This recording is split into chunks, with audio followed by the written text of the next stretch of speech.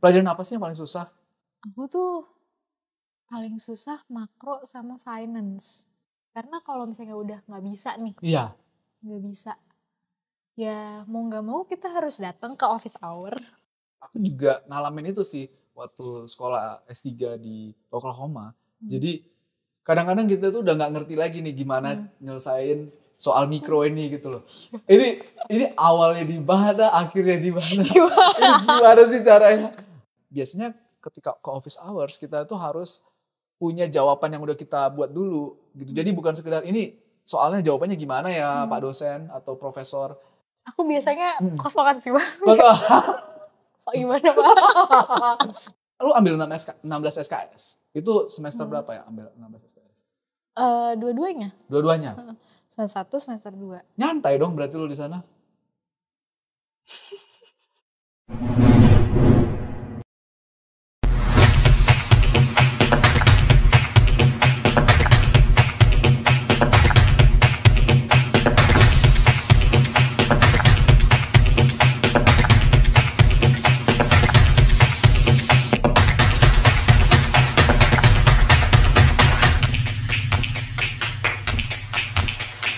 Selain itu apalagi yang dirimu paling terinspirasi saat sekolah atau belajar di program Economic Policy di Boston?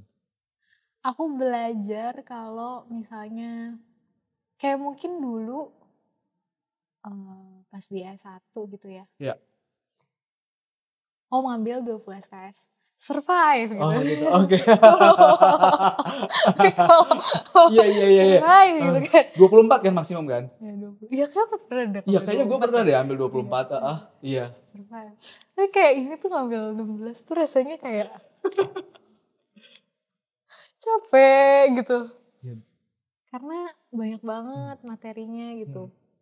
Terus kayak kita juga kayak terdorong. Saya ngelihat orang-orang semangat kan juga kita terdorong Betul, kayak pengen betul. aku juga harus bisa nih Betul. kayak gitu.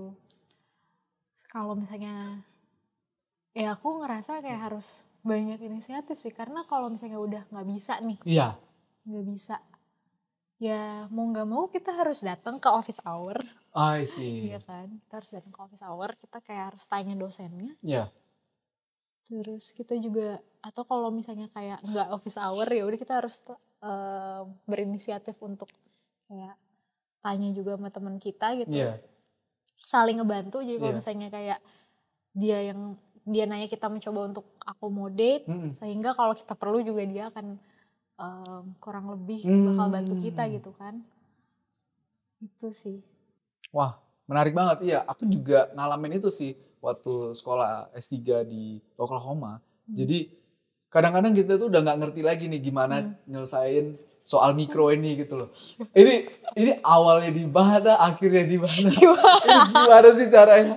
Akhirnya ya cara satu-satunya sih kalau aku punya support system ya.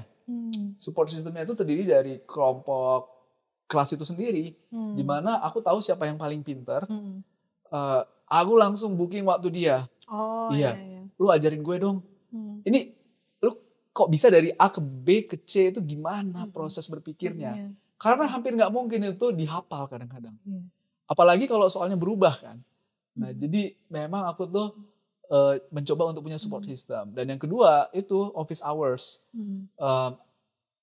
Bagus banget kalau kita pede untuk ke office hours kan. Dan biasanya ketika ke office hours kita tuh harus punya jawaban yang udah kita buat dulu gitu. Jadi bukan sekedar ini soalnya jawabannya gimana ya Pak dosen atau profesor. Tapi kita harus udah nyelesain dulu, terus kita mentoknya di mana? Gitu iya, ya? ini benar atau enggak. Iya. Nanti dia kasih clue-cluenya. Aku biasanya kosongan sih mas. Pak Gimana pak? Terus tanggapannya gimana? Dibantuin juga? Dibantuin. Wah, iya. Tapi dirimu punya support system gitu nggak sih? Support system? Kayak ada kelompok yang dirimu kenal gitu. Oh iya.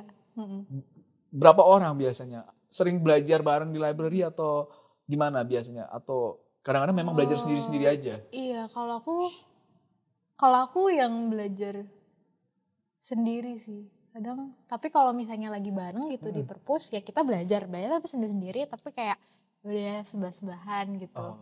Kalau misalnya ada yang nggak ngerti kayak kita baru ngobrol. Iya. Kayak gitu sih paling. Terus kalau misalnya atau kayak belajar di rumah tapi kayak udah saling chat aja mainnya. Oke. Pelajaran apa sih yang paling susah? Aku tuh paling susah makro sama finance. Finance ya, Iya. makro. Iya. Karena aku tuh kayak apa ya? Yang mungkin nggak minat. Iya. Terus susah untuk dapet intuisinya gitu. Kalau di aku ya. Iya. Jadi aku kayak lemot gitu loh untuk kayak si motor ini. Gitu ya. Iya. Makro emang seru sih. Mikro tapi aman ya? Mikro susah juga, tapi karena aku suka ya udah. I see. Iya. Finance itu kayak apa contohnya? Finance. Time value of money atau lebih kayak options gitu? Iya, options. Itu kayak long, short. Oh, belajar juga di situ. Oke. Kayak long, short, option, terus kayak replicating portfolio gitu. Kayak yang misalnya ada option ini, terus habis itu kayak yang harus long, short, stock atau bond berapa yang sama gitu kan value-nya. Oke. Gitu. Untuk melakukan hedging ya. Jadi harus ada portfolio yang kurang lebih sintetik yang sama dengan itu untuk memastikan bahwa risikonya bisa di hedge gitu ya di level tertentu. Menarik loh Nan. Ya ngerti gitu gimana cara ngerjainnya, cuma dia udah gak suka aja. Gak suka. Iya. Paham. Iya. Oke. Nah, terus di tengah-tengah lu ambil 16 SKS. Itu semester berapa ya ambil 16 SKS? Dua-duanya. Dua-duanya? Semester 1, semester 2. Nyantai dong berarti lu di sana. 16 SKS gitu loh. 16 SKS itu cuma berapa kali datang gak sih? Susah Mas, tetap. Ya Gimana kan orang susahnya? kan punya kapasitasnya masing-masing ya. Kalau saya mungkin kayak harus belajar tuh pelan-pelan. Tapi beda dengan 16 SKS di Indonesia. Bedanya tuh gimana? Beda karena kayak materinya banyak gitu Mas, entah kenapa. Readingnya banyak. Karena ini juga sih yang aku ngerasain ya. Aku ngerasa kalau misalnya pas dulu belajar S1, kalau ke kelas kita dengerin. Iya. Oh iya ngerti gitu. Iya. Tapi kalau pas kayak di sini, itu memang harus reading dulu supaya kita ngerti konteksnya. Kalau enggak lost ya? Kalau enggak susah. Iya. Ya bisa aja tapi susah gitu. Jadi kayak emang kalau di sana tuh didesain emang harus reading sih kalau misalnya mau efektif. Pas di kelas? Iya, pas di kelas. Berapa banyak tuh readingnya? Lu harus baca berapa paper sebelum datang ke kelas? Atau berapa halaman? Lebih 50 halaman? Kalau misalnya pas mikro tuh ya kalau misalnya lebar ya slide di hari itu bisa misalnya minimal 20 lah. 20. Itu tuh baru satu matkul. Itu baru satu matkul. Iya. Intinya tiap hari ya nggak bisa nyantai ya. Belum ada lagi ada homework ya. Ya kalau mau efektif ya nggak bisa sih. Betul. Wah, luar biasa. Gitu. Dan ini programnya 3 semester ya? Iya, 3 semester. Terus semester keempat ngapain? Aku 1 setengah semester aja. Oh, 1,5 semester. Untuk tugas apanya? Penulisan atau kayak aku tesisnya? Nggak ada tesis. Aku adanya comprehensive exam. Kemarin udah comprehensive exam sih. Tapi belum pengumuman nih, lulus apa enggak. Comprehensive udah? Exam itu 4 matkul itu di ujian. Apa aja tuh? Mikro, makro, statistik dan emet. Matematika economics. Emet tuh apa? Emet tuh econometric. Aku ralat deh sebenarnya yang paling susah tuh statistik. Statistik? Iya. Aku lulusnya susah banget. Oh gitu? Iya susah, statistik. Disuruh untuk proof satu. Iya, jadi kayak misalnya ada teorema terus kayak oh ya udah proofnya kayak gimana gitu. Iya. Ada teori proofnya kayak gimana, terus kayak jenis-jenis distribusi gitu kayak Poisson. Iya benar. Ini kan kayak Iya. Dan gimana lu mecahinnya? Apa harus nyari textbook yang lebih sederhana? Kadang-kadang kalau kita nggak ngerti textbook yang dikasih gitu. Atau gimana nyari di Google? Gimana sih Kalau kalau kayak gitu? Untuk orang Indonesia ya? Alhamdulillahnya ya, aku ngerasa problem set itu sangat membantu. Ya, jadi kalau misalnya kita bisa ngerjain problem set, kita ngerti problem set, itu sebenarnya kayak insya Allah udah menjamin kita bisa lulus matkulnya. Jadi kayak belajar problem set tuh penting gitu. Dan di sana juga yang sebenarnya mungkin sama sih kayak di Indonesia kan ada asistensi, ada kayak lecture gitu ya. Nah di sana itu asistensinya itu fokus untuk menjawab problem set. Gitu. Jadi kayak kita yang ngak-ngek gitu ya di kelas kayaknya apa, membahas apa gitu. Ketika kita masuk ke kelas asistensi itu udah kayak yang bisa agak sedikit lega gitu. Karena pas kayak masuk kelas asistensi itu bener-bener helpful banget gitu asistennya ngejelasin cara ngerjain problem set gitu. Problem setnya apa? Problem set nih kayak soal gitu Mas. Berapa banyak? Soal isian, esai gitu. Lumayan banyak, kayak dari mungkin bisa 5-10 gitu ya. 5-10 soal. Problem set ya PR kita sih. PR gitu ya. Tapi dikerjain saat asistensi? Ketika udah disubmit, ya dibahas saat asistensi. Oh gitu. Sama profesornya? Sama asistennya. Asistennya ini adalah PhD student? Iya, PhD student. Yang sekolah juga di Boston? Sekolah juga di Boston, dia PhD di Boston. Oh, iya. Oke. Jadi dalam asistensi itu biasanya semua soal yang udah kita submit itu dijawab lagi semua? Sampai jawabannya? Lalu itu kita harus nyatet atau dikirim jawabannya semua caranya? Ada yang kita harus nyatet, ada juga yang kayak dia kirim gitu. Ya kalau misalnya yang harus nyatet ya, biasanya sih aku tipe orang yang kayak Kak aku foto deh. Kayak aku ngerti dulu nih. Jadi aku kayak perhatiin dulu gitu. Terus aku foto, baru aku salin gitu. Karena kalau misalnya aku salin, aku nggak ngerti. Lewat lah. Iya. Oh gitu ya caranya ya. Iya. Oke. Sejauh ini gimana perasaan lulus nggak tuh kira-kira komprehensif? Ya doain aja Mas. Doain aja ya Mas. Doain aja ya Mas. Mudah-mudahan lulus ya. Amin ya. Oke. Nah ada nggak tips dan trik untuk sekolah di US buat orang yang pengen sekolah di US? Menurut Nanda itu harus mempersiapkan diri seperti apa nih?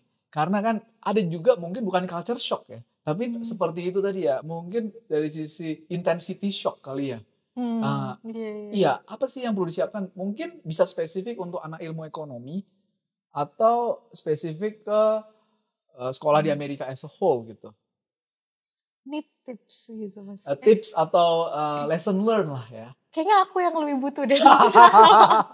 Iya, aku juga udah lulus ini masih butuh juga. Iya. Apa ya? Tipsnya ya. Nggak tahu ini kayak klise gitu sih. Tapi kayak kadang tuh kita suka ragu gitu kan sama apa yang kita kerjain. Kadang kayak karena kita ragu kita kayak suka nanya nih kayak bener gak sih jalannya gitu kan. Bisa jadi salah. Tapi bisa jadi kita sebenarnya gak kenapa-napa. Oke. Sebenarnya bisa jadi kayak kita masih on track dalam yang mau kita capai gitu. Iya. Gak apa-apa sambil cari tahu aja gitu. Kalau misalnya kita lihat orang mungkin gak ada habisnya gitu kalau misalnya kayak mau bandingin sama orang kan. Terus ya tentu aja kita harus kayak secara berkala juga kayak ngebandingin sama orang supaya kita bisa nge-reiterate lagi gitu rencana kita. Tapi kayak ya udah kita punya pace dan jalannya masing-masing, ya kan. Gak ada yang kita nggak di depan orang atau kita nggak di belakang orang, gitu kan. Karena kita punya kayak objective function sendiri-sendiri, kita punya kayak kebahagiaan sendiri, kita punya constraint sendiri, punya kayak benefit yang mau kita capai sendiri gitu. Jadi kayak misalnya pertanyaan, ya aku juga masih kayak bertanya-tanya gitu.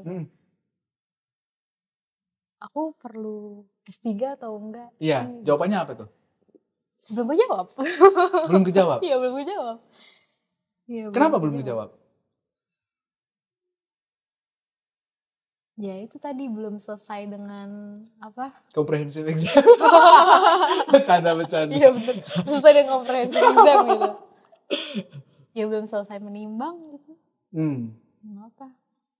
Lihat aja jalannya yang dibuka gimana. Kalaupun nggak kebuka sekarang, belum tentu nggak kebuka nanti kan. Iya. Pros and cons-nya S3 kalau menurut kamu apa? Lama, cons-nya itu ya? Cons-nya. Kalau pros-nya? Pros-nya, aku percaya S3 itu nambah ilmu, posisi gitu ya. Respect. Kayak ini aja sih, lebih apa ya, ketika kayak posisinya itu lebih tinggi, maka kayak peran dan responsibility yang dikasih ke kita kan juga bakal lebih banyak gitu kan. Mungkin dengan kayak ya S3, pronya kita bisa dapetin itu gitu. Tapi apakah satu-satunya jalan untuk mendapatkan peran dan responsibility yang tinggi itu juga S3 kan kayak ya pro kontra lagi. Iya. Gitu kan. Oh menarik nih. Iya. Pro kontra lagi gitu. Konsnya cuma lama? Lama dan tekanannya mungkin juga beda ya mas. Beda itu lebih gampang atau lebih sulit? Iya itu lebih sulit kan. Kayak ini aja aku udah kayak kadang kehilangan semangat gitu kan. Waduh, gue jadi inget lagi nih masalah gue S3 ya. Iya. Itu betul ya masa dimana gue itu mempertanyakan diri gue sendiri sih.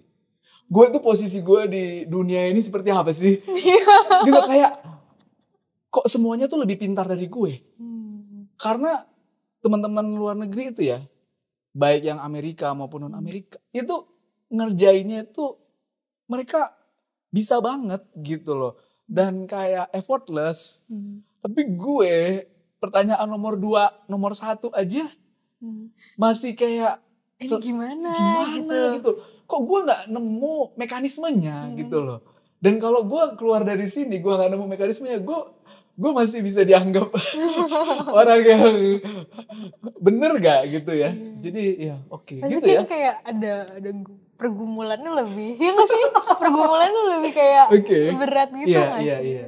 Kayak itu decision yang gak besar sih, bagi buat perempuan. Oh gitu ya? Kan? Karena mungkin kayak ya maksudnya kayak secara objektif aja gitu. Mungkin ada ekspektasi atau apa. Oke. Boleh cerita nggak? Karena kan teman-teman di sini kan pendengar podcastnya kan profesional nih. Dia pasti pengen tahu isu-isu kalau ambil S3 tuh gimana sih. Kalau perempuan tadi ekspektasinya seperti apa gitu. Kalau aku sih mungkin ini di aku saja gitu. Iya. Tapi karena aku kayak anak perempuan dari sebuah keluarga. Iya. Kayak ya udah keluargaku mungkin agak lebih reluctant gitu kalau misalnya membolehkan aku untuk menghabiskan waktu yang lama gitu. Kayak di luar negeri. Ya simple itu sih sebenarnya. Oke. Jadi harusnya dekat dengan keluarga gitu ya. I see. Oke. Atau yang mau nikah cepat misalnya. Oh mau nikah cepat. Emang target nikah itu ada? Ya mungkin ada orang yang punya target nikah. Oh iya. Mungkin kan kita tidak tahu. Iya. Bener juga ya. Karena kan S3 itu kalau di Boston berapa lama sih? Kalau dengar dari yang 5 tahun ya. Kadang bisa 6 tahun juga ya? Iya 5 sampai 6 tahun sih. Ya. Dan itu kayaknya bekal sesulit S2 juga ya. Maksudnya tiap tahun itu kayak gitu ya. Iya. Bayangin aja 5 tahun lagi kayak gitu. Iya kayak gitu. Dan mungkin kan kayak lebih pressure-nya lebih tinggi juga lagi, kan. iya. Karena kan kayak pelajarannya udah lebih advance. Kayak list matkul itu advance, mikro, advance, pro. Iya, Tapi tidak advance saja udah pusing gitu kan. Ya jadi kayak ya pilihan sih. Menarik. Hidup gitu. Benar sih, Dan. Thank you for sharing this ya. Karena kan aku juga tahu banyak teman-temanku yang S2 mereka tuh udah luar biasa banget karirnya gitu. There's nothing wrong, bahkan mereka sangat cepat gitu. Dan mereka dapat semua apa yang mereka harapkan dari awal karirnya gitu. Tapi kadang-kadang mereka masih tanya aku, gimana itu S3? Caranya gimana sih? Kemarin tuh waktu S3 pengalamannya gimana? Jadi aku tetap sharing aja bahwa menurut aku sih S3 itu pengalaman yang seru ya. Karena aku orangnya suka belajar. Ya jadi ketika aku S3 Finance di Oklahoma itu kesempatan aku untuk S3 atau belajar selama 4 tahun aku selesain, dibayarin lagi gitu. Jadi for me ketika itu aku memang udah berkeluarga sih. Tapi justru harusnya aku ketika berkeluarga, mungkin karena aku disupport ya sama keluarga aku, sama istri aku, Connie, thank you banget. Jadi aku punya kesempatan untuk nyelesain itu gitu. Dan mungkin karena aku passionnya memang di situ, bahwa aku nyelesain sampai S3 itu menjadi satu akhirnya aku selesai gitu. Aku pengen sesuatu, aku selesai. Tapi kalau orang yang nggak pengen, ngapain dipaksain ya teman-teman gitu. Jadi pilihan gitu, bener banget. Pilihan yang terbaik buatku belum tentu terbaik buat orang, yang terbaik buat orang belum tentu terbaik buatku. Nah keren nih, nada 2024 nih. Iya, betul. Definisi terbaik juga apa? Betul. Banyak. Bener banget. Nan, boleh tahu nggak, kan dirimu jadi asisten ya di salah satu profesor ya. Boleh cerita nggak apa yang dirimu lakukan sebagai asisten, kemudian benefitnya apa, kemudian mungkin nanti ada pertanyaan terakhir ya. Benefitnya adalah exposure diskusi dengan dosen gitu ya. Kayak bisa kenal secara personal sama dosennya. Terus kayak bisa diskusi, walaupun diskusinya sebenarnya nggak sering-sering juga sih. Kayak ya udah seminggu sekali pas awal-awal gitu. Tapi abis itu ya udah kita pilot aja. Gitu. Terus kemampuan teknisnya juga sih. Kayak dulu aku nggak bisa pakai R. Sekarang jadi bisa. Wow. Iya. Karena di kelas juga diajarin R juga sih. Cuma di pas yang research aku yang ini itu kayak diajarin visualisasi menggunakan R. Jadi kayak nambahin value added juga. Gitu. Terus visualisasinya pakai QGIS juga. Apa tuh? QGIS tuh kayak spatial software. Iya, spatial software. Dirimu dipilih atau menawarkan diri? Jadi itu tuh program RE mentorship gitu. Jadi setiap setiap siswa yang di departemen itu bisa daftar ke program itu, tapi nanti diseleksi berdasarkan IPK sama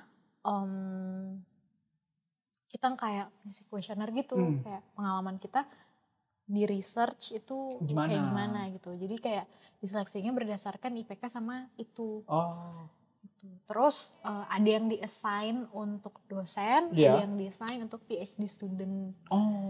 Gitu.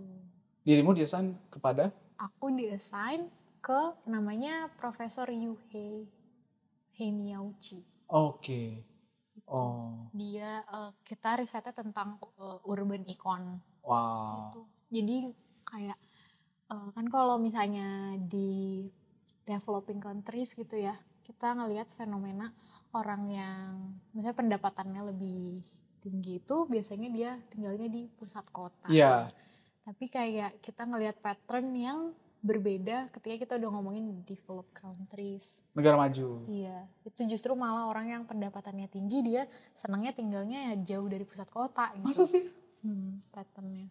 Oh gitu. Jadi yang di New York tuh orang-orang yang berpendapatan tingginya di luar New York gitu. Kira-kira gitu ilustrasi atau Ya seperti apa? kira-kira gitu, karena yang di pusat kota tuh biasanya workers gitu. Biasanya workers kan. Iya. Jadi kayak kita mencoba untuk meng-capture itu. Dan ya kita coba reiterate lagi studinya dengan menggunakan kayak kita nambahin kontrol, terus kayak kita nambahin kita explore negara baru gitu untuk ditambahin ke analisisnya gitu. Kita nambahin kontrol misalnya public utilities kayak water, electricity gitu. Iya. Misalnya kayak juga kita nambahin city center gitu. Oke, menarik banget. Ya, menarik sih. Dan kayak maksudnya bergabung ke dalam tim research itu jadi mengajarkan aku juga untuk ya lebih objektif itu tadi, kayak segala sesuatu tuh harus kayak oh iya jelas gitu diukurnya gitu. Kayak misalnya kita lagi diskusi terus kayak kita lagi ngerjain sesuatu gitu ya, kayak kita ngelihat sekilas dataset ini oh iya ini bisa digunain, tapi apakah benar bisa digunain gitu.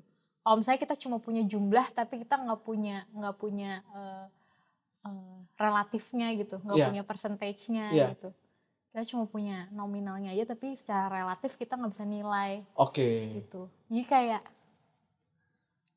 semakin mengajarkan untuk lebih objektif gitu sih. Jadi secara absolut kita tahu tapi bagaimana perbandingannya relatif kita nggak punya ya. Dirimu pasti pinter banget dong sampai kepilih. IPK boleh di-share gak berapa nih sejauh ini? Malu, soalnya IPK aku terjun payung. Terjun payung di semester? Di semester 1 apa ya semester? Dulu terjun payung. Gak usah lah ya mas. Semester satunya aja deh, semester satunya. Gak usah. Malu gak sih dikasih tahu. I see. Oke. Nanti aja ya setelah podcast ya. Ya lumayan alhamdulillah. Alhamdulillah. Mungkin yang terakhir nih Nan, sebelum kita tutup, dirimu setelah S2 ini kan tadi cerita tentang kita punya jalan masing-masing gitu ya. Inginnya ada beberapa tempat nggak yang dirimu mungkin ingin incer gitu, di private sector atau di international development atau di government atau di akademik, di universitas. Dirimu kelihatannya setelah mengalami kerja di prakerja, kemudian di Boston, juga di organisasi banyak gitu ya. Passionnya ini ke arah mana kalau dirimu? Sejauh ini deh, kan bisa berubah ya. Ke kebijakan publik sih, evaluasi prakerja berarti ya. Iya, prakerja ya. Jadi passion. Ya, pengen ada sih mas kayak beberapa institusi gitu. Tapi kayak sebutin kan? Bisa kan? Secara garis besar juga gak apa-apa sih. Ya, pengennya ya bergabung ke pemerintahan dalam kayak hal evaluasi program atau kayak konsultasi, memberikan technical assistance gitu, kajian-kajian dan research. Ya secara garis besar. Gitu ya. Siap. Wah menarik banget. Jadi semoga lancar ya Nanda dalam karirnya nanti. Sukses terus. Dan ujian komprenya juga kita yakin pasti oke Nan. Tenang aja. Amin ya Rabbal Alamin. Semua ada jalannya ya. Amin. Thank you Nanda untuk waktunya. Jangan lupa untuk datang-datang lagi ke Indonesia setelah 24 jam pasti. Nih balik lagi. Balik lagi ya. Semoga semuanya lancar, safe trip. Thank you. Kita akan tutup nih acara kita. Maaf kalau ada salah-salah kata. Mohon maaf kalau ada salah-salah kata. Tapi semuanya berguna loh. Iya. Banyak banget yang pengen tahu gimana sih sekolah di Amerika gitu. Apalagi yang tertarik di ilmu ekon ya tadi. Mungkin sekarang jadi kebayang gitu ya. Itu Nanda kan terbaik itu di S1 dulu. Sekarang kok dia juga ini ya, jadi kepikiran ya soal S3 atau S2 gitu ya. Oke. Tapi aku boleh. Semangat, maksudnya kayak bukan aku, kayak tadi aku kayak terkesannya kayak against S3. Bukan. Iya, enggak kan? Enggak. Kayak, karena aku juga masih mengkonsiderasi kayak Betul. aku masih ada secercah apa kayak semangat gitu. Aku justru merasa dirimu berharap S3 tadi. Cuman karena udah tahu ada challenge-nya, jadi dirimu kayak gimana ya gitu untuk memecahkan masalah untuk bisa S3. Dan gua pikir sih lu pasti S3 sih. Amin. Iya. Amin. Belum tahu. Yang mana aja lah. Iya. Yang mana. Amin dulu aja ya. Amin dulu aja. Oke guys. Oke. Ya, terima kasih teman-teman udah terus mengikuti podcast Hive Intelligence. Jangan lupa untuk terus mengikuti di podcast-podcast selanjutnya dengan anak-anak muda dan teman-teman yang sukses di bidangnya. Sampai jumpa lagi. Saya Romora Edward Sitorus undur pamit dan Nanda undur pamit. Sampai jumpa. Bye-bye. Bye.